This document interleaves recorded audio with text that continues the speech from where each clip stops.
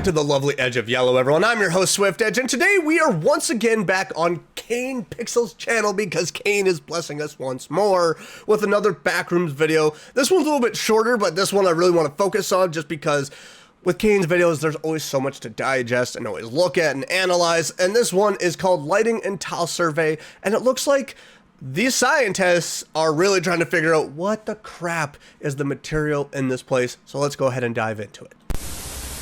Preliminary notes on lighting and tile survey, 1989. Today is November 14th. It is a Tuesday. Who doesn't love Taco Tuesday? You're never gonna have another taco again. It is incredibly cold. Outside or in there? Hopefully by the time you're watching this, I actually have a decent heating system down here. That'd be nice. Die of hypothermia. You're never getting a heating system. You are never to escape, by the way. Oh, camera? Please just drop through in the bin right there. Make sure to get the red one, right? Because the green one reads. 1-4.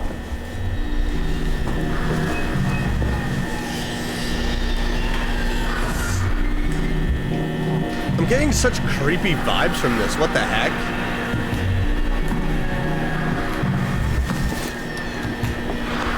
Hey, buddy. How you doing? How are the wife and kids? You'll never see them again.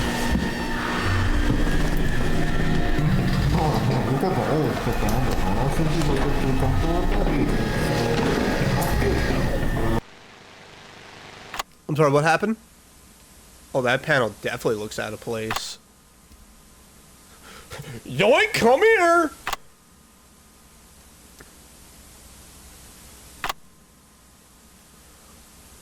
Is that insulation? There's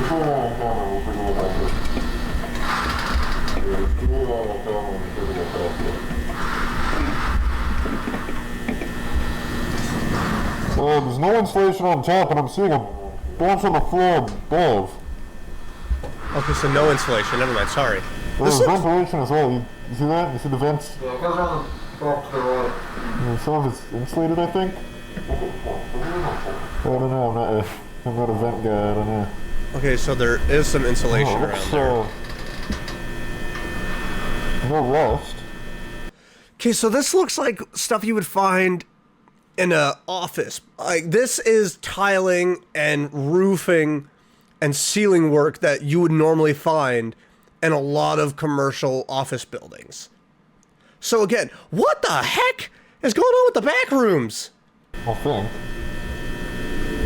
No, that looks very clean. There's no rust. More than one floor, and I use that term loosely. We then attempted to cut power to the nearest fluorescent light fixture, a standard troffer.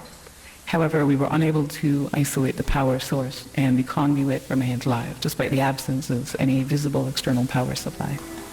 The source of electrical current remains unknown at this time.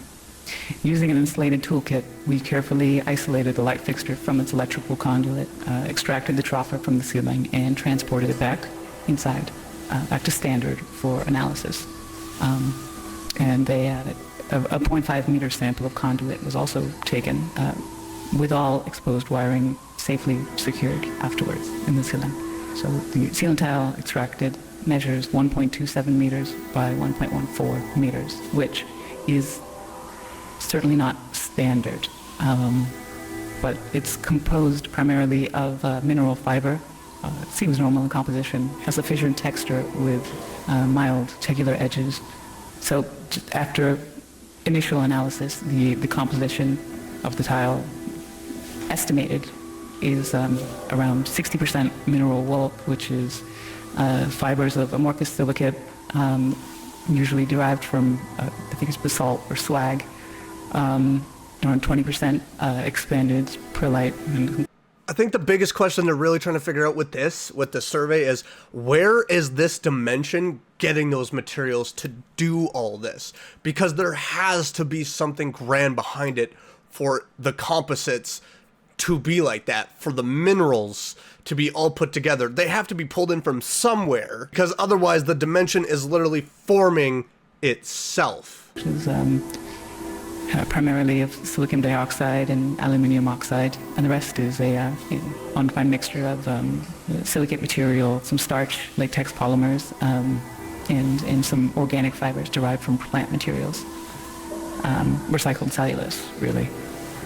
But the light troffer housing is made of galvanized steel coated with a thin layer of zinc. Inside, the fluorescent bulbs are non-standard in proportion, most closely resembling T12 bulbs. So the 4 bulbs measure 1.2 meters in length with a diameter of 38.1 millimeters. We're extrapolating here at 51, but that bulb and lasers and the rest contain the following components. Phosphor coating, the calcium halophosphate for converting ultraviolet light to visible light, mercury vapor in a small quantity which facilitates the ultraviolet light emission, argon gas, and again this is all standard for these fluorescent bulbs. That's an inert gas that assists with regulating the current and really starting the bulbs, and they are connected via a G13 base, which is a standard 2-pin base with 13 millimeter spacing for electrical connection. So the wiring connected to the fixture is PVC insulated copper, which appears standard again. The prismatic diffuser over the bulbs is made of polymethyl methacrylate, which is again commonly used for its light diffusion properties. I mean, it's what we have in the building here, very standard. But we also inspected the ballast, which is of the Sorry, there was a electromagnetic brief type. cut because there was an ad. There's some variation in how these are being manufactured now. This one contains a laminated steel core and copper windings designed to operate at 60 hertz. So the ballast emits a prominent 120 hertz hum. This seems to be the case for the majority, if not all, of the lights in the complex that we've assessed thus far, mostly just through simple curing. But this is due to magnetostriction and core vibration. But the noise may be exacerbated by loose lamination plates or degradation of the insulating potting material over time. So it's definitely an indication that this has been running for a little bit. I mean, despite its age, the ballast is functional. Its large proportions suggest it was built for a non-standard space, not something you'd find in the majority of offices or most commercial spaces, though that's something that's not something I'm too familiar with, truthfully. That's what I said. Now, we did find, so material compositions all seem expected, or we don't know what to expect here. They seem, everything we've looked at so far, again, this is rudimentary early testing. You can't walk in with these expectations into an altered dimension. What you might expect from one of the troffer lights you could pull out of the ceiling in this building right here. So nothing too strange, but that maybe makes things even stranger. Because we look at these lights and let me see. I'm taking it. So several labels were marked on various components of the troffer. So on the ballast, we found markings for marked as a universal ballast, Type A, manufactured in 1975 with serial number A75234X. The troffer itself is stamped 3X432, and that was manufactured in 1973 in Reading, Pennsylvania, and it is UL listed. Now the bulbs were manufactured by Sylvania. Sylvania, there you are. F40SW, that's soft white, with no visible date information. It's left blank, but it is noted as made in the USA. So, I mean, though outdated in design, the fixture appears fully functional. The stable operation of all light fixtures in the subdivision points to a continuous, potentially autonomous power source, which still remains unidentified. We're doing what we can. The materials used are durable with minimal visible wear, suggesting they were built for long-term, possibly indefinite use. Well, it's been going for some time now. Initial findings. Further investigation is necessary to determine the source.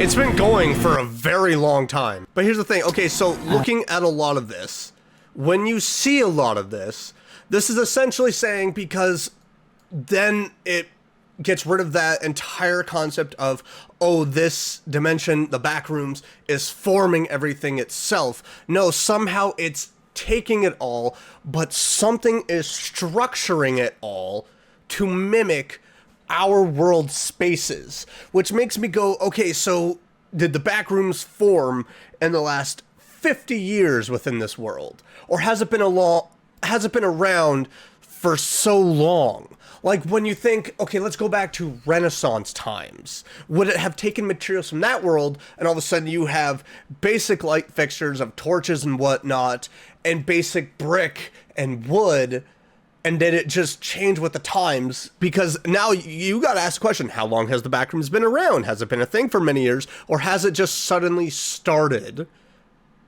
within the last 50 to 80, maybe possibly 100 years? But the fact that you're looking at all of these materials, and it's all coming from specific places, it's coming from specific manufacturers, it is very evident that somehow something within this dimension is reaching in to the actual real world and taking them, and it's forming spaces. This is where I say, like, Kane is treating us well, but when Kane treats us to this kind of stuff, it makes you have to question everything too, because now it's like you get more questions than you do answers, and I'm here for it. And that's where I get excited to watch future videos from Kane and every other Backrooms creator for videos and even video games. But I want some of those early questions answered of, is the Backrooms reaching into our world and stealing resources, and how long has it also been around? Oh man, I have so many questions with this. But if you want to go check out Kane Pixels' channel, link description below to go and check it out. If you enjoyed this as much as I did, and also have as many questions as I do, make sure to smash that like button. Leave some comments down below, maybe help my brain to figure out some stuff. Maybe you have your own theories, maybe you have some of your own answers and questions. Please let me know down below. Also, if you have any videos you'd like to see me react to in the future, leave some suggestions down below, take them all into consideration. And if you're new around here and you've been enjoying what you're seeing, why not click that subscribe button and click that bell so you get notified of my next video. I will see you all in the next one. Bye!